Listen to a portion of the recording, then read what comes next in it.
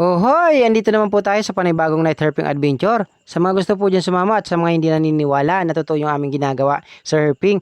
Ayan, inanyayahan ko po kayo na samahan nyo ako sa aking night herping adventure ngayong gabi. Tara, samahan nyo ako guys at pasukin natin ang napakalusog na kagubatan dito sa Bicol. So, this is it. Andito na tayo guys sa pinapangarap nating spot, bagong spot para mag herping adventure.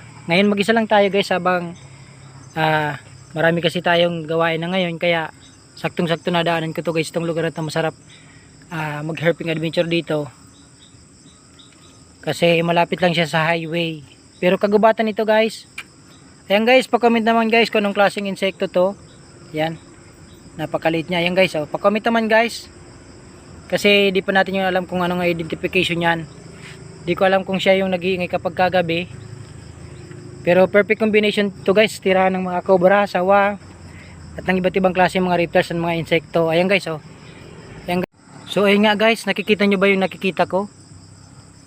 Ayun, tumakbo siya ditong banda. Di ko alam kung anong klaseng ano yon, hayop. Pero ito guys, nakakita naman tayo dito guys ng isang insekto. Ang late niya. Ayan, pa-comment na lang guys, para siyang family ng bag. So ano kaya itong mga naririnig natin dito? Ayan guys, naririnig nyo ba? And of course, nakikita nyo ba yung mga nakikita ko? Yun ayun guys ano kaya yung guys yung gumagalaw doon sa loob na yun Sus Mariano, Sip, kinabahan ako sa'yo. Kala ko kaninang gumagalaw, ahas yun pala, buko ka lang pala ha. Nako, lagod ka sa akin, kukunin kita, dadaling kita sa bahay, iluluto kita at gagatan kita, lalagyan kita ng napakadaming sili. Mag-isa lang pa naman ako, tinakot mo pa ako eh.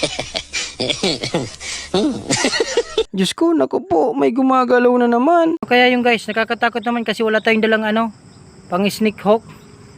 Baka mayroong cobra. Ayan guys, papa-comment na lang guys, pa-ID na lang kung anong insekto tong lumilipad-lipad. Ayan, dami niyan dito guys Ayan parang nagde-date lang sila guys. So, ayan guys, nandito na tayo sa malapit sa highway, papasok sa kagubatang ito. And sana guys, makadami tayo ng pwedeng may dokumento ngayong gabing ito para marami tayong ma-educate naman ng mga avid followers natin. Ayan guys, pa-comment na lang guys kung anong klaseng insekto to.